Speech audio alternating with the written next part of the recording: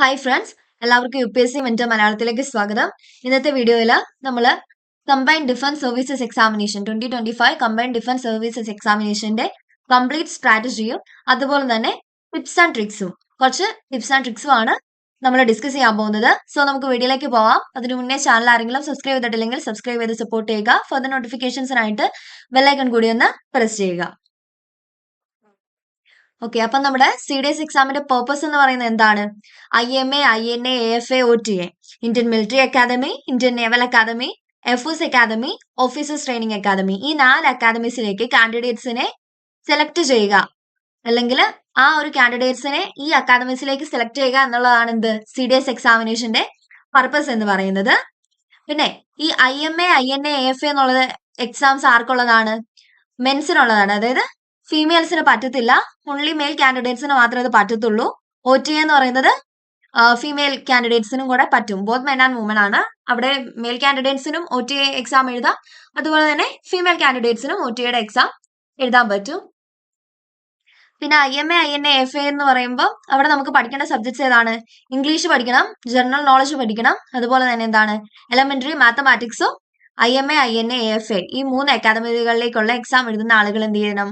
പഠിച്ചിരിക്കണം. അതുപോലെ തന്നെ OTA എക്സാം എഴുതുന്ന കാൻഡിഡേറ്റ്സ് എന്താണ് പഠിക്കേണ്ടത്?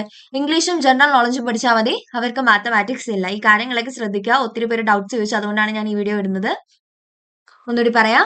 എക്സാമിന്റെ പേർപ്പസ് എന്താണ്? CDS എക്സാമിന്റെ purpose IMA, INA, AFA, OTA ഈ 4 അക്കാദമികളിലേക്കും കാൻഡിഡേറ്റ്സിനെ സെലക്ട് ചെയ്യുക എന്ന പർപ്പസിന് വേണ്ടിയിട്ടാണ് CDS എക്സാം എല്ലാ വർഷവും നടത്തപ്പെടുന്നത്. ഒരു വർഷം എത്ര തവണ എക്സാം നടത്തുന്നുണ്ട്?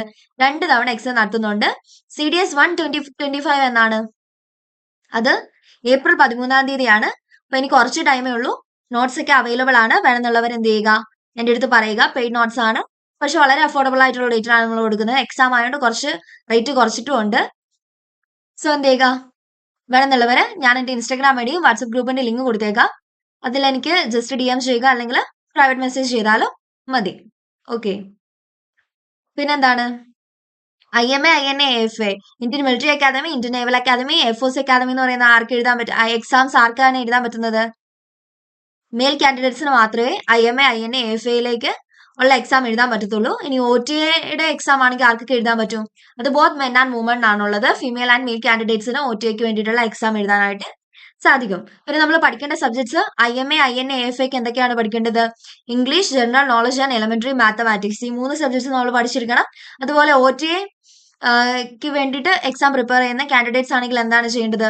ഇംഗ്ലീഷും ജനറൽ നോളജും അവർ പഠിച്ചാൽ മതി, അവർക്ക് മാത്തമാറ്റിക്സ് പഠിക്കേണ്ട കാര്യം ഇല്ല. ഓക്കെ, ഇനി സിലബസ് പറയുകയാണെങ്കിൽ എന്തൊക്കെയാണ്?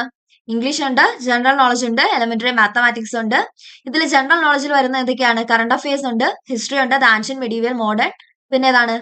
വേൾഡ് ഹിസ്റ്ററി ഉണ്ട്, പിന്നെ ജോഗ്രഫി, പൊളിറ്റി, എക്കണോമി, സയൻസ്, പിന്നെന്താണ്? Defence related topics. ഇതൊക്കെയാണ് എന്ത് നമ്മുടെ ജനറൽ നോളജ് വരുന്നത്.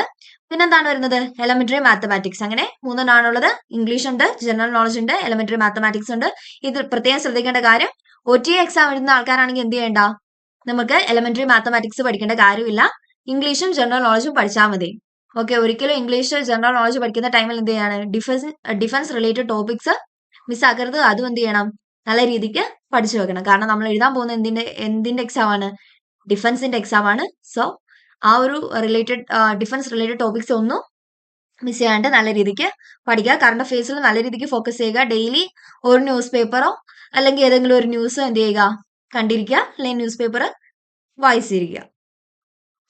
പിന്നെ ഉള്ളൊരു കാര്യമാണ് നമ്മുടെ പ്രിപ്പറേഷൻ സ്ട്രാറ്റജി എന്ന് പറയുന്നത്. ഇപ്പൊ ഇംഗ്ലീഷ് ആണെങ്കിൽ എന്ത് ചെയ്യണം? നമ്മൾ ഗ്രാമർ, വൊക്കാബുലറി, റീഡിംഗ് കോംപ്രഹെൻഷൻ അങ്ങനെയുള്ള കാര്യങ്ങൾ എന്ത് ചെയ്യണം? കൂടുതൽ ഫോക്കസ് ചെയ്യണം. പിന്നെ ഒരു കാര്യമാണ് മസ്റ്റ് ആയിട്ട് ചെയ്തിരിക്കേണ്ടതാണ് എന്ത്? പ്രീവിയസ് ഇയർ പേപ്പേഴ്സ് നോക്കിയിരിക്കണം. എന്ത് ചെയ്യണം? പ്രീവിയസ് ഇയർ പേപ്പേഴ്സ് നോക്കിയാലേ മനസ്സിലാവത്തുള്ളൂ. ഓക്കെ, ഏത് പോർഷനിൽ നിന്നാണ് കൂടുതൽ എന്താ പറയാ ക്വസ്റ്റ്യൻസ് വരുന്നതെന്നൊക്കെ നമുക്ക് മനസ്സിലാവണമെങ്കിൽ എന്ത് ചെയ്യണം? പ്രീവിയസ് ഇയർ പേപ്പേഴ്സ് നോക്കിയിരിക്കണം. ഓക്കെ, അപ്പൊ ഇംഗ്ലീഷിന്റെ കാര്യമായി. ഇനി ജനറൽ നോളജിലാണെങ്കിൽ എന്ത് ചെയ്യണം? നമ്മൾ മെയിൻ ആയിട്ട് ഫോക്കസ് ചെയ്യേണ്ട കറണ്ട് അഫയേഴ്സിലാണ്. എന്ത് ചെയ്യണം? ഡെയിലി കറണ്ട് അഫയേഴ്സ് ഏതെങ്കിലും ഒരു ന്യൂസ് പേപ്പർ വായിച്ചിരിക്കുക, അല്ലെങ്കിൽ ന്യൂസ് കണ്ടിരിക്കുക. അങ്ങനെ നമുക്ക് കറണ്ട് അഫയേഴ്സ് പോർഷൻ നമുക്ക് എന്ത് ചെയ്യാൻ പറ്റും? നമുക്ക് കവർ ചെയ്യാൻ പറ്റും. ഏതാണ് ഇത് ഹിന്ദു അങ്ങനെയുള്ള എന്തെങ്കിലും ഒരു ന്യൂസ് പേപ്പർ വായിച്ചാൽ മതി. ഇന്ത്യൻ എക്സ്പ്രസോ ഹിന്ദു ഒക്കെ വായിച്ചാൽ മതി. പിന്നെന്താണ് നമ്മുടെ ജനറൽ നോളജിൽ ഡിഫൻസ് റിലേറ്റഡ് ടോപ്പിക്സ് ന്യൂസ് വന്നാലും അല്ലെങ്കിൽ എന്താ ആയിക്കോട്ടെ ബജറ്റിലാണെങ്കിൽ പോലും എത്ര എമൗണ്ട് അല്ലേ എത്ര ഏറ്റവും കൂടുതൽ എന്തിനാണ് എക്സ്പെൻസ് വരുന്നത് അങ്ങനെയുള്ള കാര്യങ്ങൾ എന്ത് ചെയ്യുക മനസ്സിലാക്കി വെക്കുക.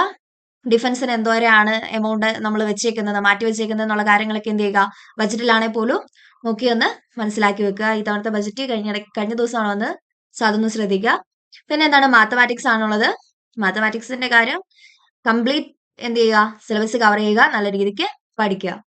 ഓക്കെ അപ്പൊ ഇത്രയേ ഉള്ളൂ. എക്സാമിൽ ഇംഗ്ലീഷിലാണെങ്കിൽ ഫോക്കസ് ചെയ്യേണ്ടത് ഏതാണ് കൂടുതലും ഗ്രാമറിലും വെക്കാബുലറിയിലും കോംപ്രഹെൻഷനിലും ആണ് ഫോക്കസ് ചെയ്യേണ്ടത്. പിന്നെ previous year question papers must ആയിട്ട് നോക്കുക. ജനറൽ നോളജിന്റെ കാര്യത്തിലാണെങ്കിലും എന്ത് ചെയ്യുക PYQs നോക്കുക. പിന്നെ ഇതിനകത്ത് നമുക്ക് ഏറ്റവും ചെയ്യാൻ പറ്റുന്ന OTA ഒക്കെ എഴുതുന്നവർക്ക് ഒരു ടിപ്പ് എന്ന് പറഞ്ഞുതരാം. എന്താണ് ഇംഗ്ലീഷ് കൂടുതൽ പഠിക്കുക. ഒരു 80 അബോവ് ഇംഗ്ലീഷിന് വാങ്ങുക. ജനറൽ നോളജിൽ ഒരു ജസ്റ്റ് എന്ത് ചെയ്യുക പാസ് ആവാനുള്ള മാർക്ക് വാങ്ങിയാൽ മതി. അപ്പൊ എന്ത് ചെയ്യാൻ പറ്റും സെലക്ഷൻ ആവും. 80 അബോവ് എന്ത് ചെയ്യണം ഇംഗ്ലീഷിന് വാങ്ങിയിരിക്കണം. ഇംഗ്ലീഷ് അത്യാവശ്യം എളുപ്പമാണ്. ജസ്റ്റ് നല്ല രീതിക്ക് പഠിച്ചാൽ മതി. പിന്നെ ഉള്ളൊരു കാര്യമാണ് നമ്മൾ പഠിച്ചു കുറച്ച് ടിപ്സ് ആണ് ഓരോ സബ്ജക്റ്റിന്റെ എന്താ പ്രിപ്പറേഷന്റെ ടൈമിൽ നോക്കേണ്ട കുറച്ച് ടിപ്സ് ആണ്.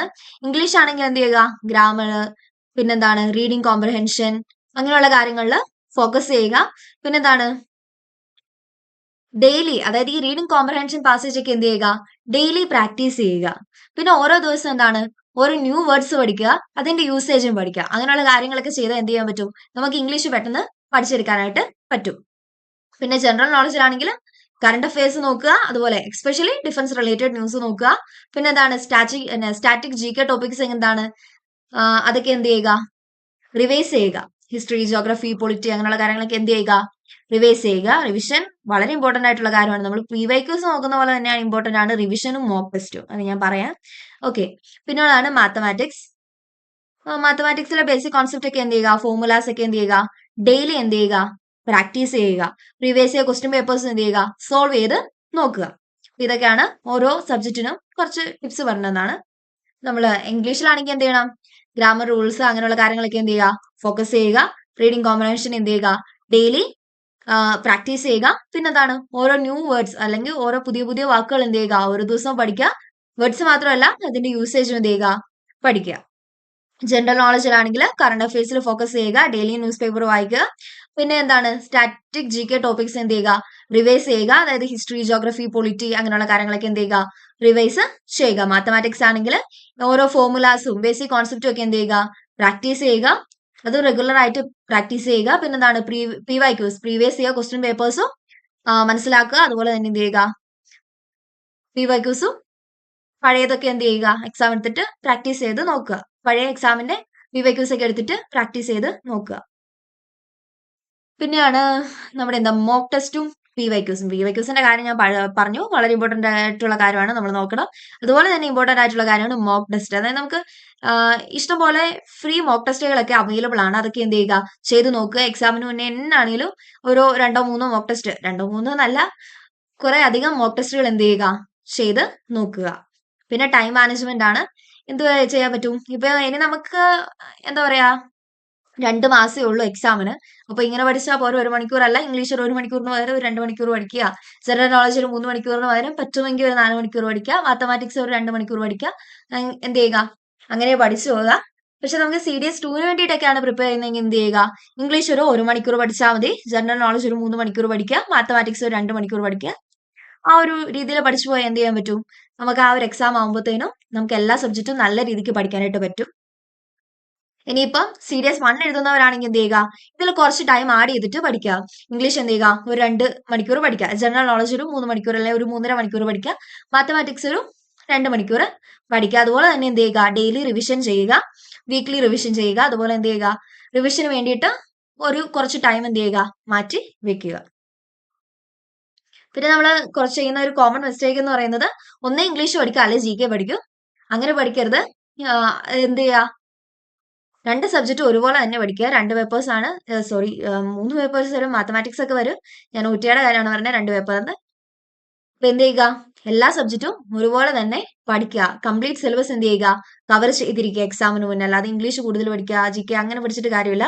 എന്ത് ചെയ്യുക, എല്ലാ സബ്ജക്റ്റും കവർ ചെയ്തിരിക്കുക. പിന്നെ കുറച്ച് നമുക്ക് എന്താ GKയിൽ എന്താ ചെയ്യാൻ പറ്റും, GK എന്ന് പറയുമ്പോൾ എവിടുന്നൊക്കെ ക്വസ്റ്റ്യൻ വരുന്നത് നമുക്ക് ഒരിക്കലും പ്രെഡിക്റ്റ് ചെയ്യാൻ പറ്റത്തില്ല. പക്ഷെ ഇംഗ്ലീഷിൽ അങ്ങനെയല്ല. ഇംഗ്ലീഷിൽ നമുക്ക് PYQs ഒക്കെ നോക്കിയാൽ ഓക്കെ ഇത്ര ടോപ്പിക്സിൽ നിന്നാണ് ക്വസ്റ്റ്യൻ വരുന്നതെന്ന് മനസ്സിലാവും. അപ്പൊ എന്ത് ചെയ്യാൻ പറ്റും, കുറച്ച് ഇംഗ്ലീഷിൽ കുറച്ച് കൂടുതൽ മാർക്ക് മേടിക്കാനായിട്ട് പറ്റും. പക്ഷെ എന്ത് ചെയ്യുക, ഒരിക്കലും അവോയ്ഡ് ചെയ്യരുത് രണ്ട് സബ്ജക്റ്റും ഒരുപോലെ തന്നെ പഠിക്കുക. മാത്തമാറ്റിക്സും അതുപോലെ തന്നെ എന്ത് ചെയ്യുക, പഠിക്കുക. പിന്നെന്താണ്, അതായത് നമ്മൾ റിവൈസ് ചെയ്യാത്തത് ഒരു 2 3 4 റിവിഷൻ എന്ത് ചെയ്യുക, ഒരു 3 4 റിവിഷൻ എക്സാമിന് മുന്നേ ഓരോ സബ്ജക്റ്റും ചെയ്തിരിക്കുക. ഓക്കെ. അതുപോലെ തന്നെ മോക്ക് ടെസ്റ്റുകളും നല്ല രീതിക്ക് അറ്റൻഡ് ചെയ്തിരിക്കുക. മോക്ക് ടെസ്റ്റ് ചെയ്യാതിരിക്കുന്നതും നല്ല കറക്റ്റായിട്ട് റിവിഷൻ ചെയ്യാതിരിക്കുന്നതും ഓരോ സബ്ജക്റ്റിന് എന്താ പറയാ കുറെ സബ്ജക്റ്റിന് ഇമ്പോർട്ടൻസ് കൊടുക്കാത്തതും ഒക്കെ എന്താണ്, നമ്മൾ ചെയ്യുന്ന മിസ്റ്റേക്സ് ആണ്. ഇതൊക്കെ എന്ത് ചെയ്യുക, അവോയ്ഡ് ചെയ്യുക. പിന്നെ പറയാനുള്ളത് എന്താണ്, കുറച്ച് ലാസ്റ്റ് മിനിറ്റ് പ്രിപ്പറേഷൻ ടിപ്സ് ആണ്. അതെന്താണ്, നമ്മള് ഇപ്പം 2025 CDS 1 എഴുതുന്നവർക്കാണ്. കാരണം എന്താ, അവർക്ക് ഇനി ടൈം ഇല്ല. ഇനിയിപ്പോ നമ്മളൊരു എന്താ സ്റ്റാൻഡേർഡ് ബുക്ക് വാങ്ങിയിട്ട് അത് പഠിക്കാന്ന് വെച്ചാൽ നമുക്ക് നടക്കുന്ന കാര്യമല്ല. അപ്പൊ എന്ത് ചെയ്യുക, റിവിഷൻ നോട്ട്സിൽ ഫോക്കസ് ചെയ്യുക. റിവിഷൻ നോട്ട്സ് ഒക്കെ പ്രിപ്പയർ ചെയ്തിട്ടുണ്ടെങ്കിൽ അത് വെച്ചിട്ട് പഠിക്കുക. കൂടുതൽ നമ്മളൊരു ബുക്ക് നോക്കിയിട്ട് പഠിക്കാന്ന് വെച്ചാൽ അത് വലിയ പാടായിരിക്കും. സോ എന്ത് ചെയ്യുക, റിവിഷൻ നോട്ട്സിൽ ഫോക്കസ് ചെയ്യുക. പിന്നെന്താണ്, നോട്ട്സ് അവൈലബിൾ ആണ്, വേണമെന്നുള്ളവർ എന്ത് ചെയ്യുക, എനിക്ക് DM ചെയ്യുക. പെയ്ഡ് നോട്ട്സ് ആണ്, പക്ഷെ വളരെ അഫോർഡബിൾ ആയിട്ട് റേറ്റിലാണ് നമ്മളത് കൊടുക്കുന്നത്. പിന്നെന്താണ്, മോക്ക് ടെസ്റ്റുകൾ എന്ത് ചെയ്യുക, ഓരോ വീക്കും ഓരോ മോക്ക് ടെസ്റ്റ് വീതം, അല്ല ഒരു 2 3 മോക്ക് ടെസ്റ്റ് വീതം സോൾവ് ചെയ്യുക. പിന്നെന്താ, ലാസ്റ്റ് അത് ഇനിയിപ്പോ 2 മാസമേ ഉള്ളൂ എന്ന് പറഞ്ഞിട്ട് നമ്മൾ സ്ട്രെസ് ചെയ്തിട്ട് കാര്യമില്ല. എന്ത് ചെയ്യുക, കാമായിട്ടിരിക്കുക. എപ്പോഴും മോട്ടിവേറ്റഡ് ആയിരിക്കണം. എനിക്ക് എക്സാം എഴുതാൻ പറ്റുന്ന ഒരു മൈൻഡ് സെറ്റ് ഏത് എക്സാം എഴുതുന്നതിന് മുന്നേ എന്ത് ചെയ്യണം, നമ്മുടെ മൈൻഡിൽ ഉണ്ടായിരിക്കണം. ഇത്രയും കാര്യങ്ങളൊക്കെയാണ് CDS എക്സാമിനേഷനെ കുറിച്ച് പറയാനുള്ളത്. എന്തെങ്കിലും ഡൗട്ട്സ് ഒക്കെ ഉണ്ടെങ്കിൽ കമന്റ്സിൽ ചോദിക്കുക. അതുപോലെ നോട്ട്സ് അവൈലബിൾ ആണ്, വേണമെന്നുള്ളവർ എന്ത് ചെയ്യുക, എനിക്ക് DM ചെയ്യുക. ഞാൻ എന്താ ചെയ്യുക, കമന്റ് ബോക്സിലും ഡിസ്ക്രിപ്ഷനിലും എന്ത് ചെയ്യാം, ഇൻസ്റ്റാഗ്രാം ID യും വാട്സപ്പ് ഗ്രൂപ്പിന്റെ ലിങ്കും കൊടുത്തേക്കാം. അതിലൂടെ എന്നെ കോൺടാക്ട് ചെയ്യാനായിട്ട് ശ്രമിക്കാം. Okay, thank you.